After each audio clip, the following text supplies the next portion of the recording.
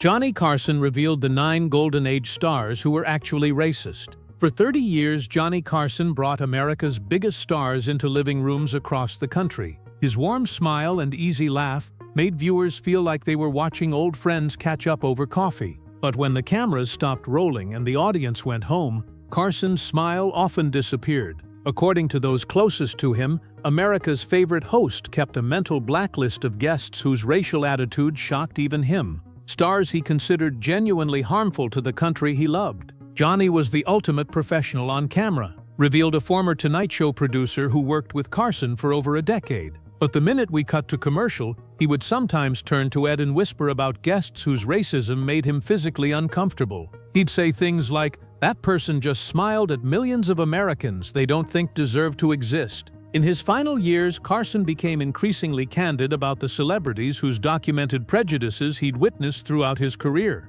The stories he told close friends paint a disturbing picture of beloved icons whose carefully crafted public images hid systematic discrimination that destroyed careers and shaped an entire industry. Most shocking were Carson's revelations about the animation pioneer who personally enforced a hiring policy that kept every single black artist out of his creative departments for 42 years, while selling his brand as wholesome American family values to millions of children. And the beloved comedy legend who fought network executives to feature her interracial marriage on television, then used that same power to veto any scripts that showed black families living in her neighborhood. These weren't just celebrities with outdated language or uncomfortable jokes from a different era. According to Carson, these were people whose prejudices had real consequences, blocked opportunities, destroyed careers, and generations of children who grew up seeing a version of America where people of color simply didn't exist. But first, we need to understand why the first name on Carson's list surprised even the Tonight Show staff who thought they'd seen everything,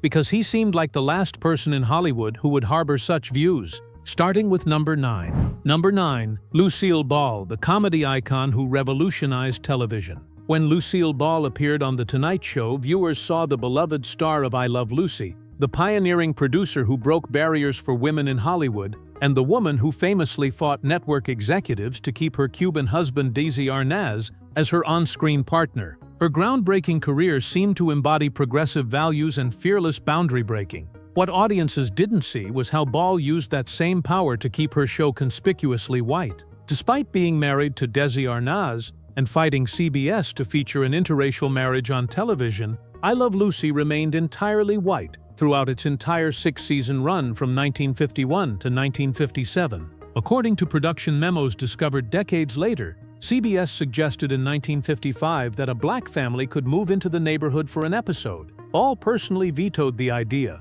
Writers' room documents show she rejected multiple scripts that featured black characters in anything beyond background roles. When Ethel Waters, one of the era's most respected black actresses, was invited to guest star in 1957, Ball declined. According to staff members who were present, she cited audience comfort as her reason. Years later, Desi Arnaz admitted in his autobiography that Lucy was progressive on some things, backwards on others, a carefully worded acknowledgement of the contradiction at the heart of her legacy. Carson reportedly mentioned her contradictions during a 1970s interview, praising her business acumen while noting her selective progressivism. Under her control, Desilu Studios hired very few minority writers or directors, despite increasing industry pressure throughout the 1960s. Her selective progressivism, revolutionary for women, regressive for racial representation, showed how even Hollywood's pioneers could perpetuate discrimination in their own empires. But if Ball's behavior represented passive exclusion,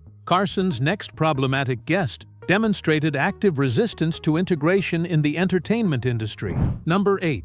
Bing Crosby, America's crooner with the golden voice. When Bing Crosby appeared on The Tonight Show, viewers heard the man who gave them White Christmas and countless other beloved songs. His wholesome image as a family man and his smooth, comforting voice made him one of America's most trusted entertainers. Behind that carefully crafted persona, according to multiple sources, was a man who actively refused to share stages with integrated bands. Throughout the 1940s and 1950s, even as the music industry began slowly integrating, Crosby maintained all-white musical arrangements. When Decca Records suggested integrated recording sessions in 1953, Crosby reportedly threatened to leave the label rather than work with mixed-race musicians. Louis Armstrong, one of jazz's greatest legends, personally confronted Crosby about his refusal to collaborate. Armstrong documented the interaction in his personal letters, expressing disappointment in a fellow musician he had once admired. A 1954 incident at NBC became legendary among crew members.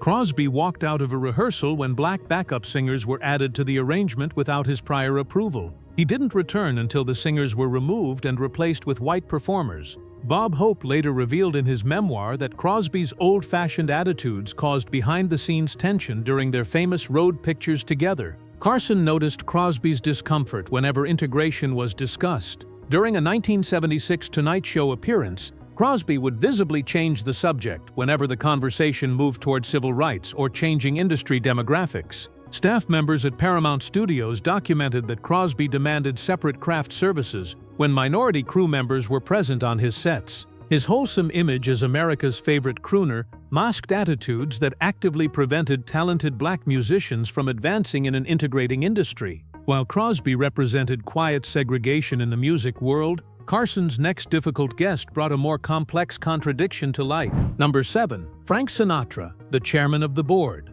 On camera, Frank Sinatra appeared as a consummate entertainer and civil rights supporter. He famously championed Sammy Davis Jr.'s career, performed at fundraisers for the 1963 March on Washington, and publicly supported Martin Luther King Jr. His Rat Pack performances were among the few integrated shows in Las Vegas during the segregation era. The public record painted Sinatra as a progressive force in Hollywood. Behind closed doors, according to multiple Tonight Show witnesses, including Carson himself, a very different Frank Sinatra emerged. The contradiction was stark and disturbing. Multiple staff members who worked on The Tonight Show documented hearing Sinatra use racial slurs in private settings, particularly when he was angry or felt he was among friends. A 1971 backstage incident became particularly notorious among crew members. After a heated discussion about politics during a commercial break, Sinatra reportedly used a slur when referring to black protesters, shocking everyone within earshot. Carson mentioned Sinatra's two faces during an off-air conversation in the early 1980s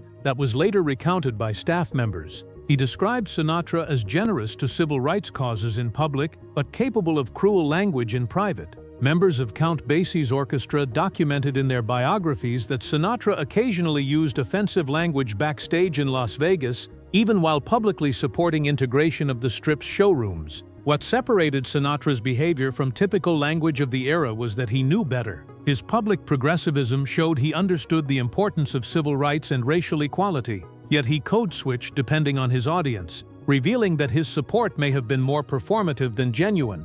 A former Tonight Show producer explained, "Johnny respected Frank's talent and his civil rights record on paper, but he was deeply disturbed by the disconnect between public Frank and private Frank." The complexity of Sinatra's situation troubled Carson perhaps more than outright bigotry would have. Carson reportedly told Ed McMahon, "Frank does the right things for the wrong reasons sometimes." His contradictory nature, generous civil rights donations while harboring private prejudices, exemplified Hollywood's performative progressivism and revealed how public allyship could coexist with private bigotry. If Sinatra's contradiction was troubling, Carson's next guest on the list demonstrated how Hollywood royalty enforced racial hierarchies through their daily behavior.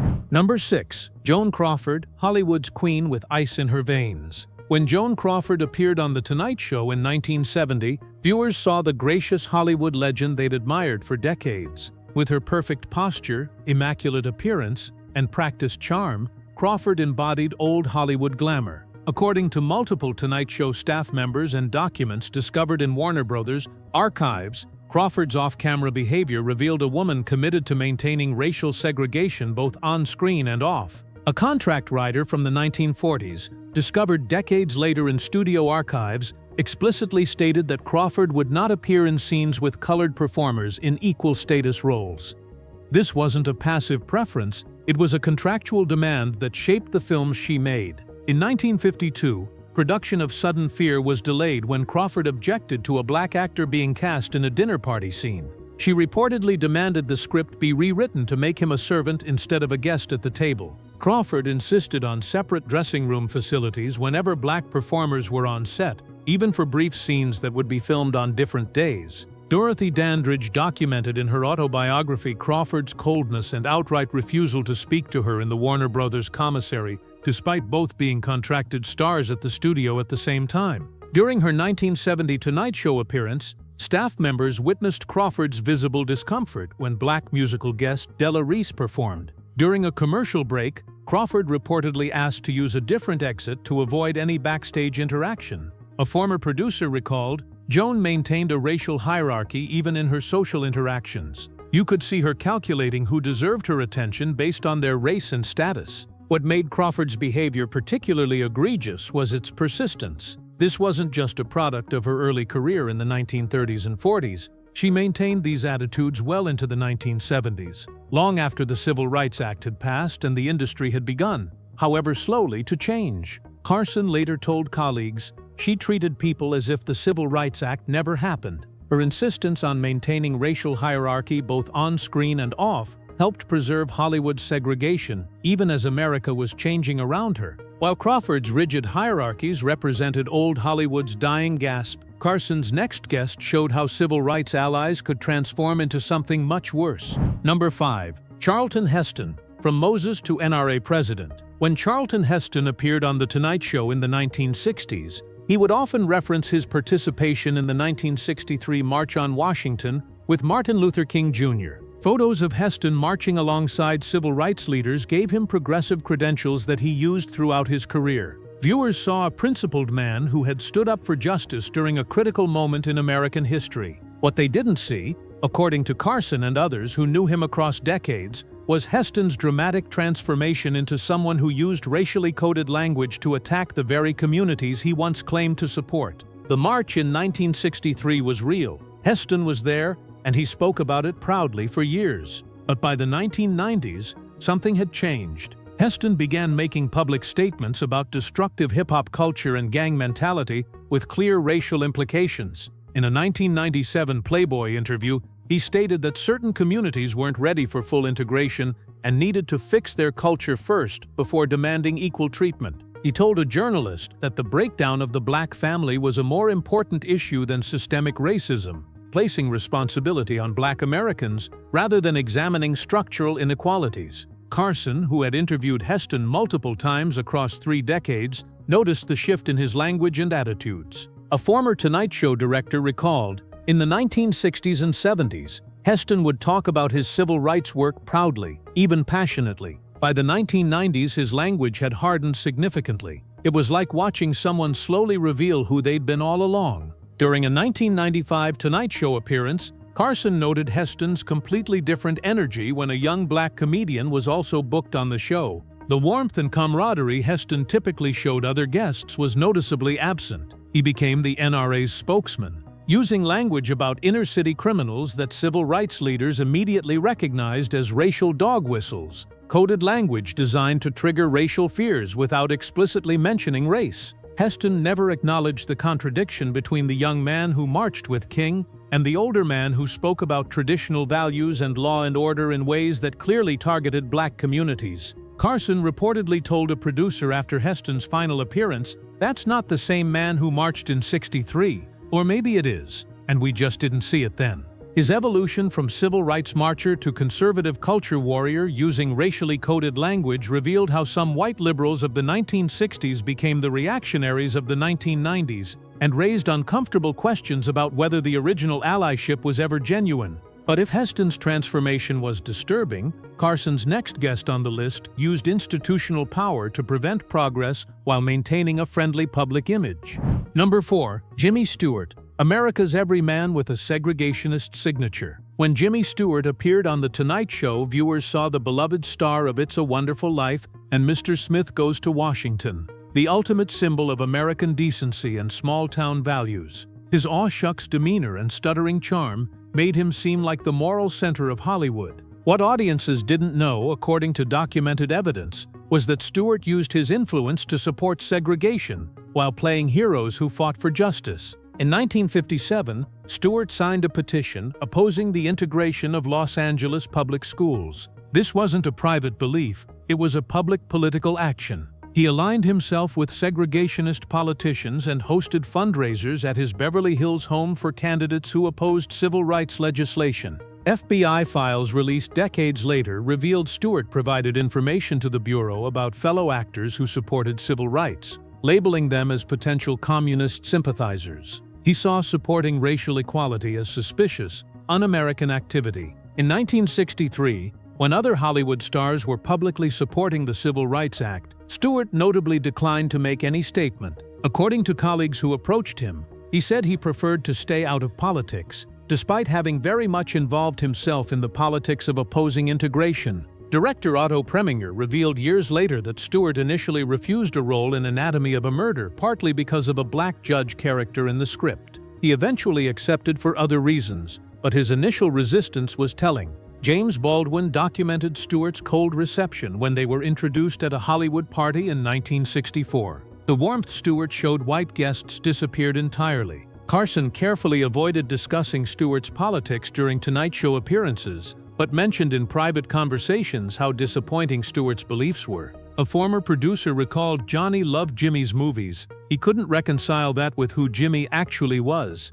Stewart's hometown of Indiana, Pennsylvania honored him with a museum. Letters archived there show his financial support for efforts to preserve community character, coded language for maintaining segregation. He never publicly evolved or acknowledged how his political actions contradicted the heroes he played on screen. His wholesome everyman image, George Bailey fighting for the little guy, existed alongside active support for the very power structures that oppressed millions. The man who played the voice of American conscience had no problem silencing his own when it came to racial justice.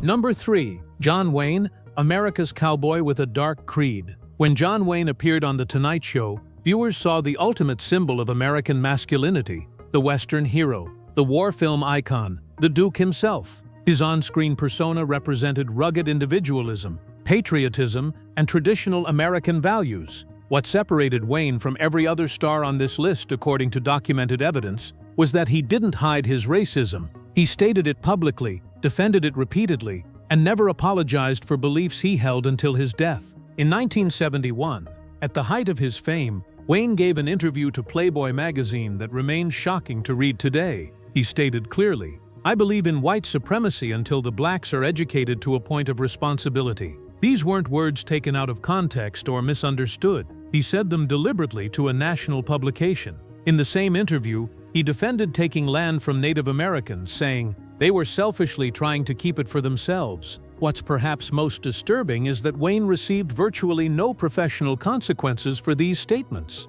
The Playboy interview was published and widely read. His career continued uninterrupted. He remained one of Hollywood's biggest box office draws. The industry's silence in response to his openly stated white supremacist beliefs spoke volumes about what Hollywood truly valued. Production documents show Wayne actively campaigned against hiring black actors in lead roles and wielded his considerable power to enforce his preferences. When he directed The Alamo in 1960, he rejected Sidney Poitier for a role despite Poitier being the biggest black star of the era, casting a white actor instead. He refused to work with black directors throughout his entire career, even as opportunities arose in the 1960s and 70s. Wayne's Vietnam War activism included racial rhetoric. He suggested that black anti-war protesters were un-American and didn't understand patriotism, linking race to questions of loyalty.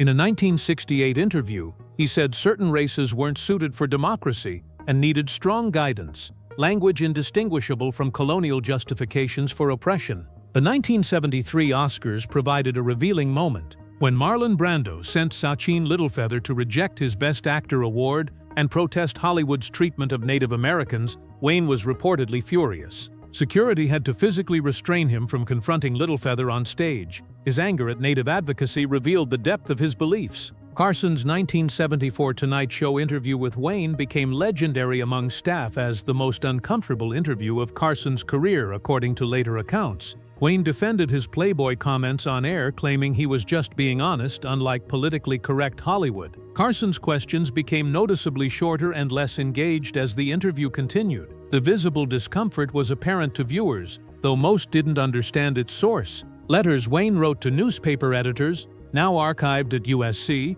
show his consistent racial views throughout his life. Even in final interviews before his 1979 death, he never renounced or apologized for his earlier statements. A former Tonight Show producer recalled, "Johnny maintained his professionalism, but he told us later, 'I can't believe America's hero actually believes that.'" Wayne's unrepentant public racism, stated clearly, defended repeatedly, never apologized for, proved that even America's most beloved heroes could be openly hateful, and the industry loved him anyway, which said everything about Hollywood's true values. But if Wayne's public declarations were shocking, Carson's next revelation exposed how even supposed friendship couldn't overcome prejudice. Number 2. Dean Martin, a cool king with a segregated kingdom. When Dean Martin appeared on The Tonight Show, viewers saw the epitome of effortless cool, the smooth crooner, the charming comedian, the Vegas icon who made everything look easy. His Rat Pack performances with Frank Sinatra and Sammy Davis Jr.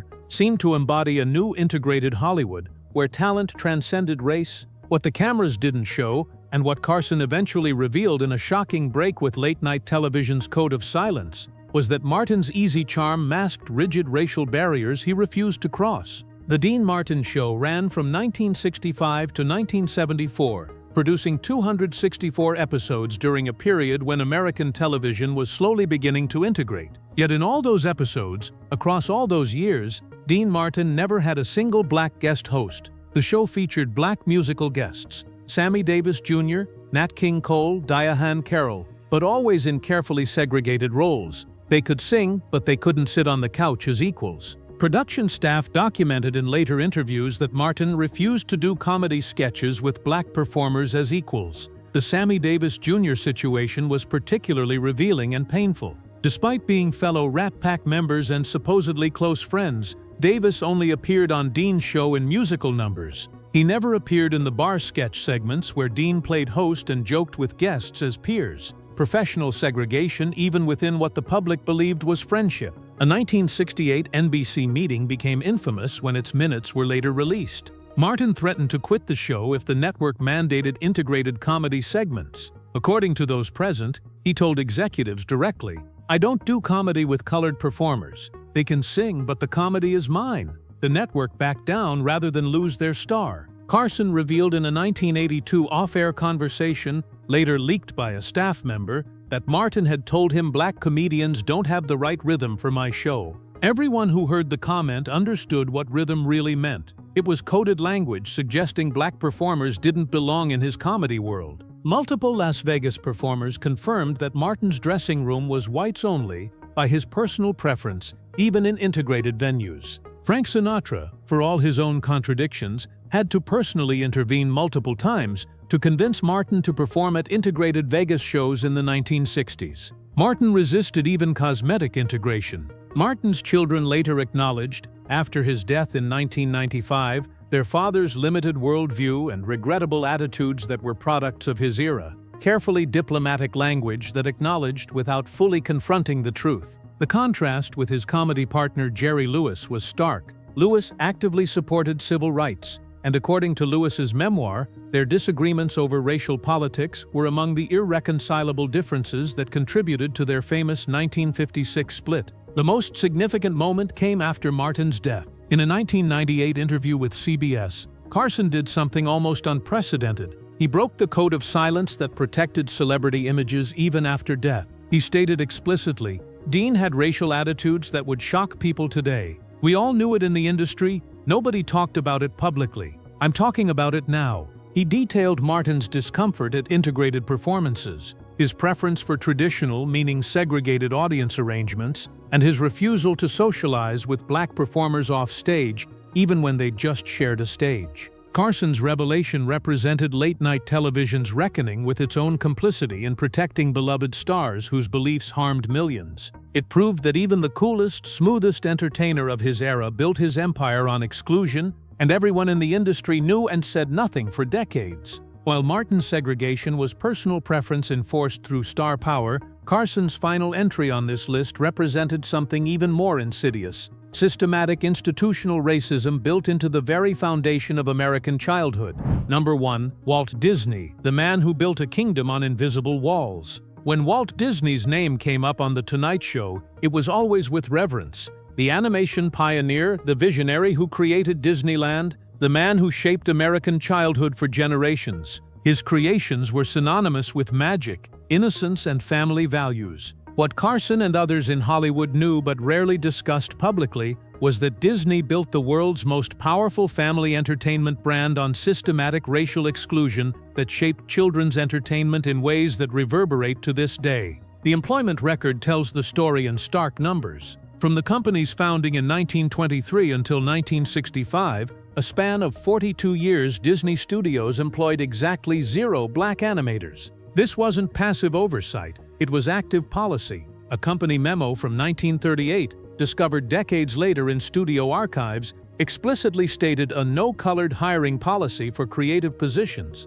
For more than 4 decades, across tens of thousands of employees and hundreds of animated features and shorts, not a single black person was allowed to work as an animator at Disney. In 1946, Disney personally approved and defended Song of the South, creating it despite vocal protests from the NAACP. The film perpetuated romanticized slavery stereotypes through the character of Uncle Remus, depicting enslaved people as happy, loyal, and content with their condition. This was released just 1 year after World War II ended, at a moment when America was supposedly confronting totalitarianism and oppression abroad. The NAACP picketed premieres across the country. Disney dismissed the protests as political and accused critics of missing the warmth of the story. When Disneyland opened in 1956, employment contracts specified white applicants only for customer-facing positions. A policy later revealed through employment discrimination lawsuits. Cast members, including ride operators, character performers, and retail workers,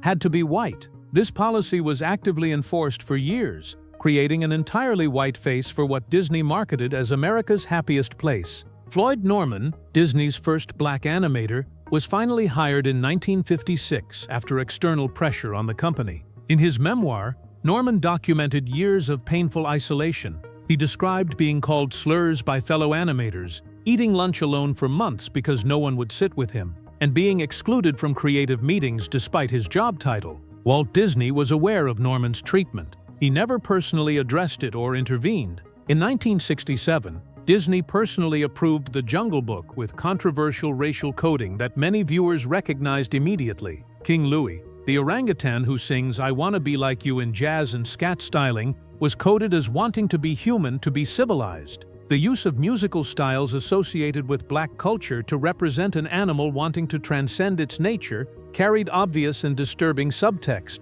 Art Linkletter revealed in a later interview that Disney made private comments about keeping the parks clean and attracting the right kind of families. Internal marketing materials released decades later confirmed what the right kind meant. Disney approved marketing strategies that explicitly targeted white family audiences, while deliberately avoiding promotion in black media outlets and publications. Disneyland's early years were marked by multiple documented cases of black families being turned away or harassed. A 1963 incident led to a lawsuit when a black family was denied entry and told the park was sold out, only to watch white families admitted immediately after them. The evidence of systematic exclusion was overwhelming. Carson's approach to Disney was notably careful. During 1960s and 70s tributes after Walt's death in 1966, Carson used coded language referring to Disney as a man of his time with old guard attitudes. He never directly criticized Disney on air. The brand was too powerful, the advertising revenue too valuable, the cultural position too untouchable. But former Tonight Show staff members recalled a different Carson in private. Johnny would talk about Disney privately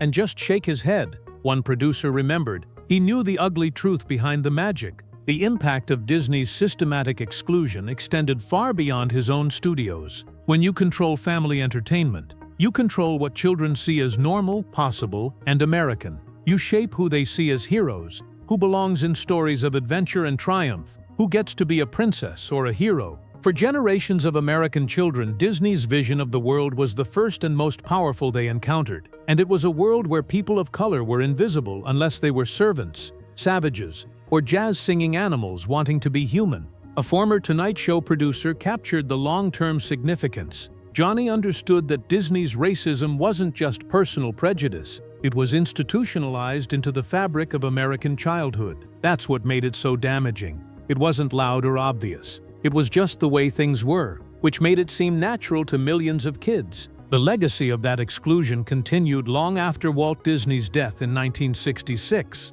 The first black Disney princess didn't appear until 2009 with The Princess and the Frog, 43 years after Walt died, 86 years after the company was founded. His creation of America's most powerful family entertainment brand rested on systematic exclusion that shaped what millions of children saw as normal, possible, and American, proving that the most damaging racism isn't always the loudest, but the kind that builds empires on invisible walls and teaches generations of children who belongs in the magic and who doesn't. These weren't isolated incidents or simply products of a less enlightened time. These were deliberate choices made by powerful people who used their influence to exclude, diminish, and harm. Johnny Carson's eventual willingness to break Hollywood's code of silence, to name names and expose attitudes that millions preferred to forget, revealed an uncomfortable truth. America's most beloved stars often became beloved precisely because the system protected them from accountability. The cameras showed us one version of these icons,